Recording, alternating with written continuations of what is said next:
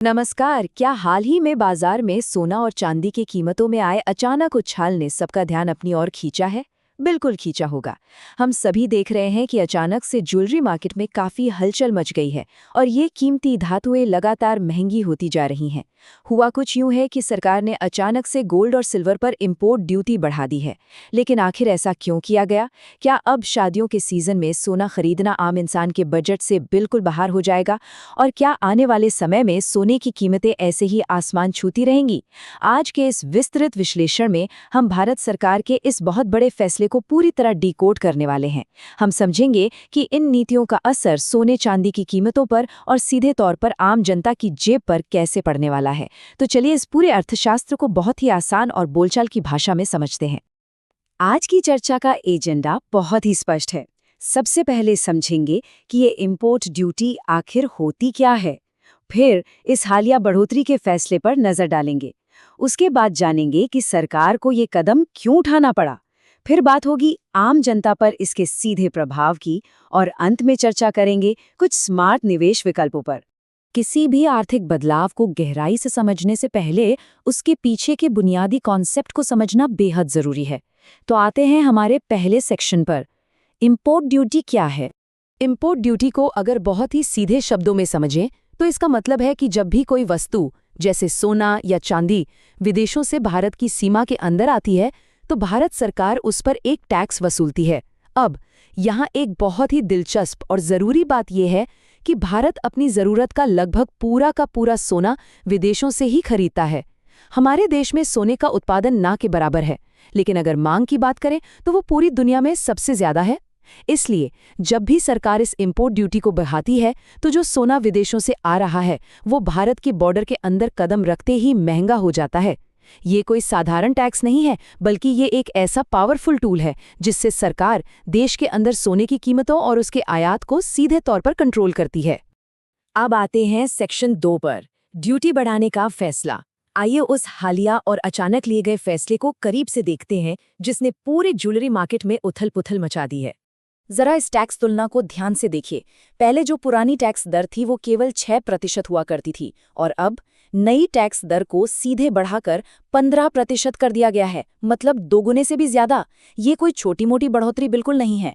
इस 15% के अंदर मुख्य रूप से दो चीजें शामिल की गई हैं। पहला है बेसिक कस्टम ड्यूटी और दूसरा है agricultural infrastructure and development cess यानी कृषि उपकर।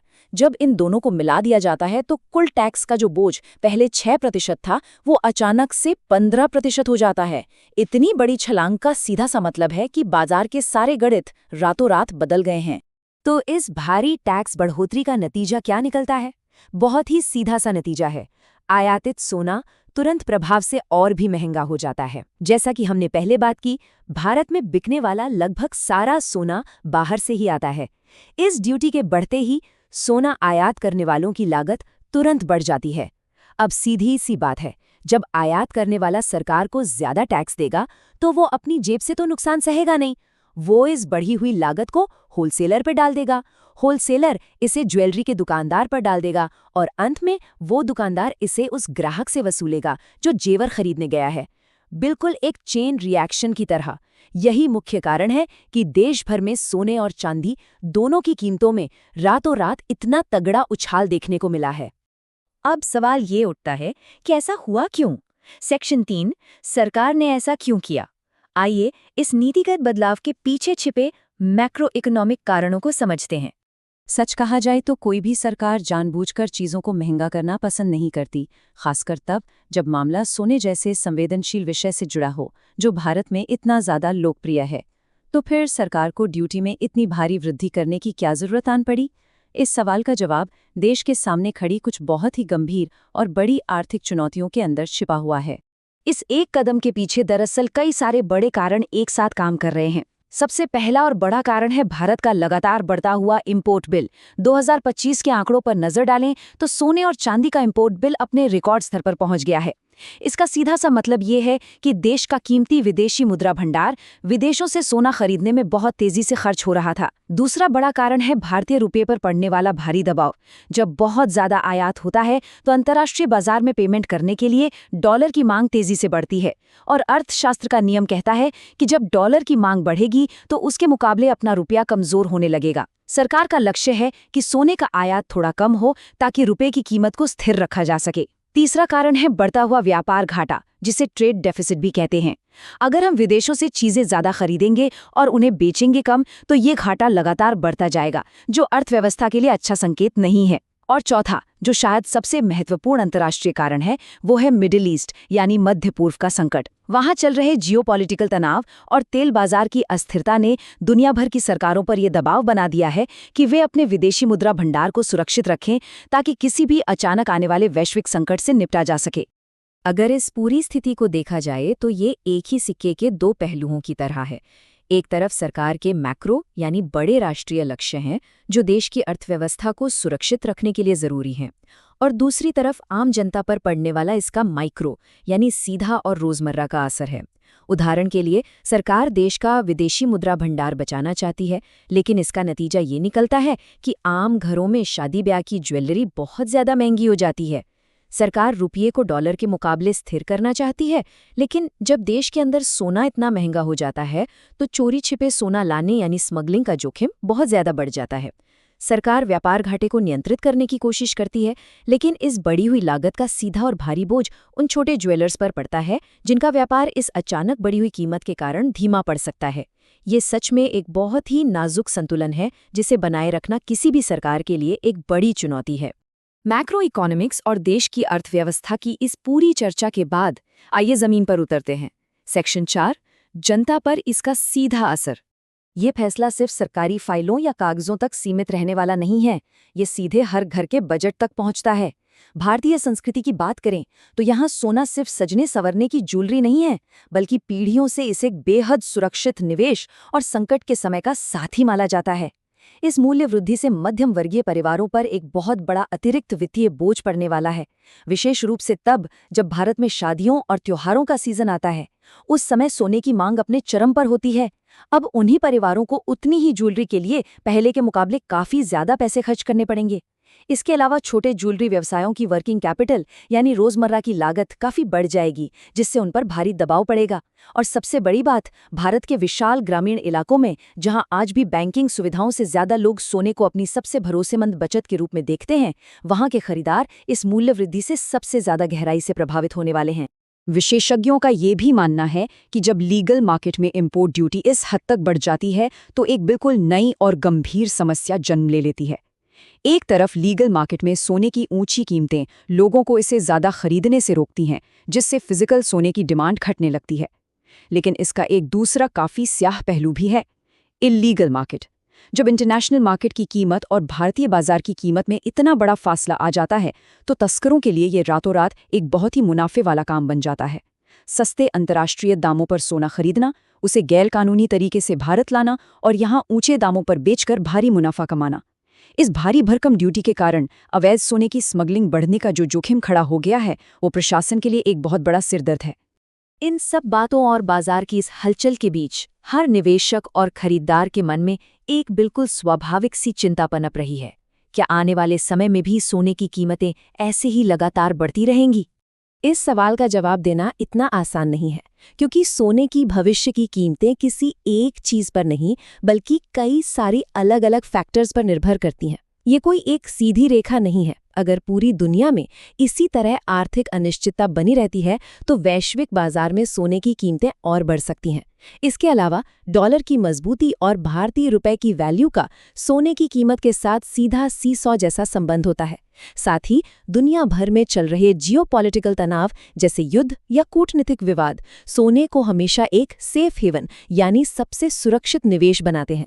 जब भी दुनिया में डर बढ़ता है, सोने की मांग और कीमत दोनों बढ़ जाती हैं। और अंत में सरकारी नीतियां भी तो पत्थर की लकीर नहीं होती, वो हमेशा बदलती रहती हैं। अगर भविष्य में सरकार को लगता है कि अर्थव्यवस्था नियंत्रण में है और विदेशी मुद्रा भंडार मजबूत है, तो नीतियां बदल भी सकती हैं। लेकिन फिलहाल इन सभी फैक्टर्स को देखकर यही लगता है कि बाजार में अभी कुछ समय तक ऐसी ही अस्थिरता बनी रह सकती है। तो अनिश्चितता के इस माहौल में आखिर किया क्या जाए? आइए अपने इस विश्लेषण के अंतिम और सबसे काम के सेक्शन की ओर बढ़ते हैं, स्मार्ट निवेश के विकल्प और रणनीतियां। ऐसी बाजार की स्थिति में कुछ बहुत ही स्मार्ट और सधे हुए कदम उठाए जा सकते हैं। सबसे पहला और जरूरी कदम, पैनिक बाइंग से पूरी तरह बचें। सिर्फ इस डर या भावना में आकर कि अरे सोना और ज्यादा महंगा हो जाएगा, जल्दबाजी में बिना सोचे समझे खरीदारी बिल्कुल नहीं करनी चाहिए। दूसरा कदम यह है कि निवेश की योजना हमेशा लंबी अवधि यानी लॉन्ग टर्म का नजरिया रखकर बननी चाहिए। तीसरा, अगर फिजिकल ज्वेलरी खरीदने का मन है तो उसे तभी खरीदा जाए जब घर में शादी हो या किसी खास मौके के लिए उसकी वास्तव में जरूरत हो। बेवजह तिजोरी में रखने के लिए फिजिकल सोना खरीदना अभी महंगा सौदा है। और चौथा, सबसे महत्वपूर्ण कदम, पोर्टफोलियो में विविधता यानी डाइवर्सिफिकेशन लाना बहुत जरूरी है। सारा का सारा पैसा सिर्फ एक ही जगह या एक ही एसेट में निवेश कर देना कभी भी समझदारी नहीं मानी जाती। आज के दौर में निवेश के कुछ बहुत ही आधुनिक और बेहतरीन तरीके भी मौजूद हैं। अगर सोने में निवेश करना ही है तो जरूरी नहीं कि फिजिकल सोना खरीदकर उसे घर में ही रखा जाए। फिजिकल सोने पर मेकिंग चार्ज देना पड़ता है और फिर उसकी सुरक्षा की चिंता भी अलग से होती है।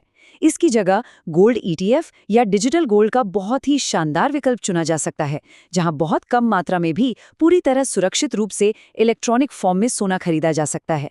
इसके अलावा भारत सरकार के सॉवरेन गोल्ड बॉन्ड भी एक बहुत ही कमाल का विकल्प है। इनमें सोने की कीमत बढ़ने का फायदा तो मिलता ही है, साथ ही सरकार हर साल एक तय ब्याज भी देती है ना कमाल की बात।